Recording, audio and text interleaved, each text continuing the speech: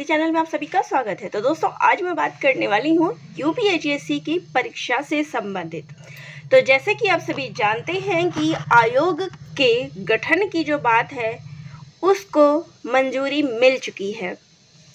तो क्या कुछ हुआ है इस बीच में, इन सब पर चर्चा करेंगे, क्योंकि आप सभी के प्रश्न आ रहे थे कि अब जो है परीक्षा कब होगी, क्योंकि जो आयोग का गठन है उसके लिए मंजूरी जो है मिल चुकी है।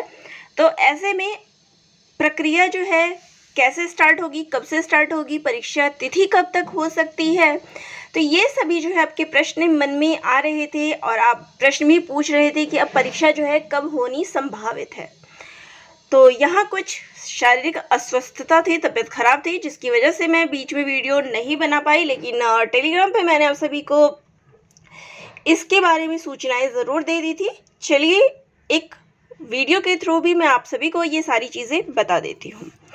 तो यहाँ आप देख सकते हैं कि जो यूपी एजुकेशन सर्विस कमीशन, जो यूपीएसएससी के गठन को जो है आयोग के द्वारा आयोग को जो मंजूरी दे दी गई है, और ये बात जो मंजूरी दी गई है वो देख सकते हैं आप यहाँ पे 1 अगस्त को बैठक हुई थी, उसमें मंजूरी दे दी गई थी। यानी कि अब नए आयोग के द्वारा प्राथमिक, उच्च, माध्यमिक, राज्य स्तर के विश्वविद्यालय जितने भी परीक्षाएं होती हैं अब ये नए आयोग के द्वारा ही की जाएगी। तो यहाँ केवल मैं यूपीएचएससी की ही बात नहीं कर रही हूँ। तो यहाँ जो आपकी परीक्षाएं लटकी हुई थी यूपीएचएससी और यूपी टीजीटी और पीजीटी की, तो ये दोनों ही परीक्षाएं इस आयोग के द्वारा ही करवाई जाएगी। और इसके साथ ही और भी शिक्षक भर्तियां जो है जल्दी ही प्रस्तावित की जाएगी। हालांकि जो यूपीएससी जो करवाती थी परीक्षा, अगर मैं जीआईसी और जीडीसी की बात करूं तो वो उन्हीं के स्तर पे होगी, लेकिन बाकी जो भी परीक्षाएं होती थी, राज्य स्तर पे जो भी परीक्षाएं होती थी, ये सारी परीक्षाएं इसके अंतर्गत ले ली जाएगी। लेकिन क्या अब जो परीक्षा है वो आपकी तुरंत ही निर्धारित हो जाएगी? यानी कि आयोग को जो मंजूरी मिल चुकी है, तो क्या लगभग 2 महीने बाद हम कह सकते हैं कि परीक्षा तिथि निर्धारित हो सकती है?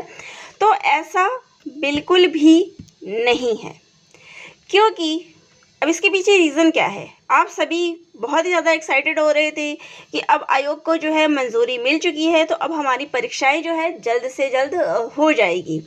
लेकिन देखिए, यहाँ आप देख सकते हैं कि नए आयोग से आस, तो सभी विद्यार्थियों को आस तो बहुत है कि जल्द जो जिस भर्ती का विद्यार्थी 1 साल से 1.5 साल से इंतज़ार कर रहे हैं, उनकी वो आस जो है ख़त्म होगी नए आयोग की भर्ती से। लेकिन इसमें भी आपको महीनों करना होगा इंतज़ार। अब ये कितना टाइम लगेगा नहीं कह सकते। अभी तो ये प्रस्तावित जो है मंजूर की गई है, इसके बाद जो है पहले विधायिका से जारी होगी नए आयोग की अधिसूचना।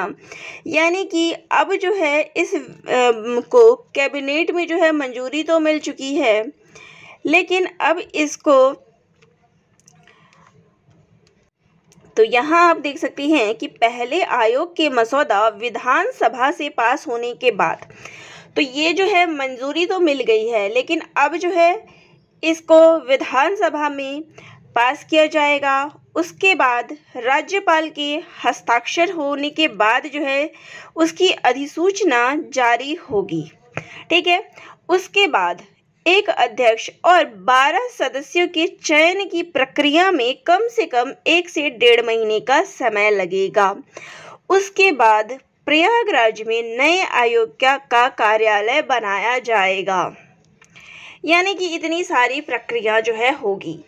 तो यहाँ आप देख सकते हैं कि क्या क्या है। एक शॉर्ट नोट में देख सकते हैं कि पहले विधायिका से जारी होगी नए आयोग की अधिसूचना, उसके बाद अध्यक्ष, सदस्यों और अफसरों की नियुक्ति की जाएगी, चयन बोर्ड की बिल्डिंग भी हैंडओवर करनी होगी। तो ये सारी जब प्रक्रिया पूरी होगी, उसके बाद जो भर्ती की प्रक्रियाएं हैं उसके ऊपर बात की जाएगी कि कौन सी भर्ती कराई जाएगी और किस प्रकार से कराई जाएगी। हालांकि जितनी समस्याएं थी, जो भी भर्ती से संबंधित जो भी समस्याएं आ रही थी, उन सभी भर्तियों का समाधान आयोग ही करेगा, नया आयोग ही करेगा, लेकिन इसमें भी काफ़ी लंबा समय लगेगा। तो यानी कि अभी अगर बात करें सदस्यों की, तो 1 से 1.5 महीने तो सदस्यों के चुनने में ही लग जाएगा, उसके बाद ही आपकी परीक्षा तिथि। और लोकसभा चुनाव भी 2024 में होने वाले हैं। तो यहाँ ये मान के चलिए कि अगर 2 महीने, यानी अभी अगस्त चल रहा है, तो सितंबर अक्टूबर तक तो आपका यही होगा, अध्यक्ष का चुनाव आदि यही सब, इन्हीं का सिलेक्शन होना है। उसके बाद जाके 1 से 1.5 महीने, यानी कि नेक्स्ट ईयर से पहले तो हम कह ही नहीं सकते कि ये परीक्षा, शायद ही कोई ऐसी उम्मीद, अगर तत्परता से काम किया जाए, जल्दी जल्दी काम किया जाए, तो ही इस साल परीक्षा हो सकती है, अन्यथा ये परीक्षा अगले साल ही जा पाएगी। इस साल क्योंकि टाइम जो है, जो भी चीज़ें प्रक्रियाएं होनी हैं, उसके हिसाब से ये कहना बहुत मुश्किल है कि इस साल ये परीक्षाएं जो है ली जा सकती है, क्योंकि काफ़ी सारी समस्याएं जो है इस परीक्षाओं में आ रही है, जो देखने में लग रहा है। यानी ये नहीं कह सकते कि अक्टूबर या नवंबर दिसंबर तक, जैसा संभावित था कि अक्टूबर तक परीक्षा हो जाए, लेकिन ऐसा नहीं है। अब कितना आगे प्रक्रिया जाएगी उसको कहा नहीं जा सकता। और जो भी जानकारियाँ मिलती रहेगी, मैं आप सभी को चैनल के माध्यम से बताती रही हूँ और आगे भी बताती रहूँगी। तो वीडियो अगर अच्छी लगी हो तो चैनल को लाइक, शेयर और सब्सक्राइब ज़रूर करिएगा। धन्यवाद।